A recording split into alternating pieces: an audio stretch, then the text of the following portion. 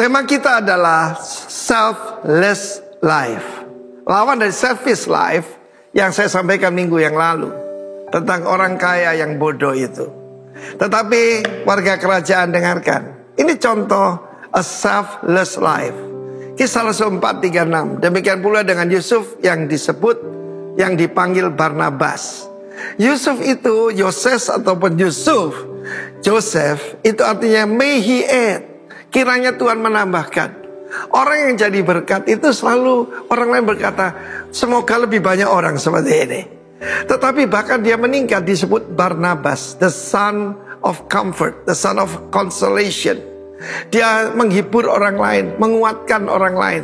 Seorang Lewi dari Siprus. Kalau orang Lewi tidak punya warisan tanah, yaitu di Israel. Tapi dia rupanya seorang pengusaha sekalipun dia jauh di Cyprus. Ketika dia kembali ke Israel, dia menjual ladang miliknya, lalu membawa uangnya itu dan meletakkannya di depan kaki rasul-rasul. Saudara, untuk dibagikan bagi setiap orang yang membutuhkan.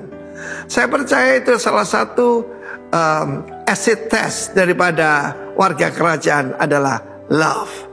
Seperti saya ucapkan, kasih itu bukan sesuatu, tetapi kata kerja. Haleluya. Love in action. Ya, bukan cuma humility in action, tapi love in action. Dia meletakkan di kaki rasul-rasul. Artinya dia percaya kepada penting sekali kita sebagai para pemimpin bisa dipercaya, terutama soal keuangan.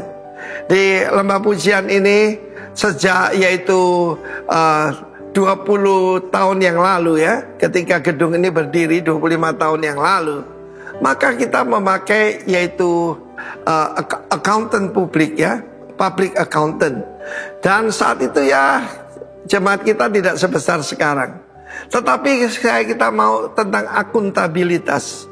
Seorang pemimpin harus bisa dipercaya. Dan ini gambaran daripada a selfless life. Dan dia begitu diberkati karena kemudian Tuhan mempercayakan lebih lagi. Kalau orang bisa dipercaya hartanya orang lain, maka hartanya sendiri dia bisa juga dipercaya. Dia diberikan harta yang sesungguhnya, the true riches.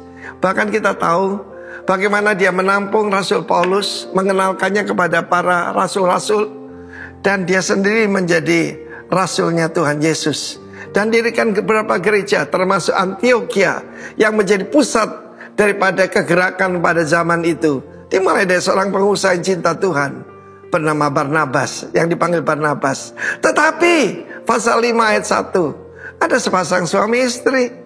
Mereka melihat bagaimana semua orang berbicara baik tentang Yoses yang disebut Barnabas. Ini bernama Ananias dan Safira. Mereka juga ikut-ikutan. Mereka menjual sebidang tanah, tetapi tidak diberikan semuanya, dan dikatakan semuanya diberikan.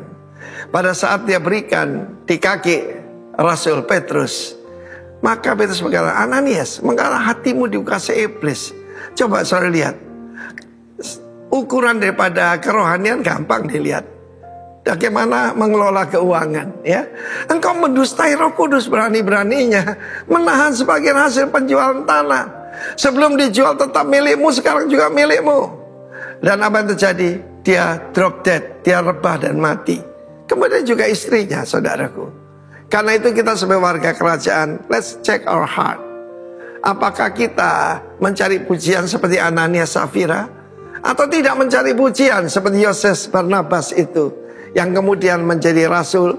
Dia dipercaya the true riches. Shalom warga kerajaan. Haleluya. Live selflessly in Jesus' name. Amen.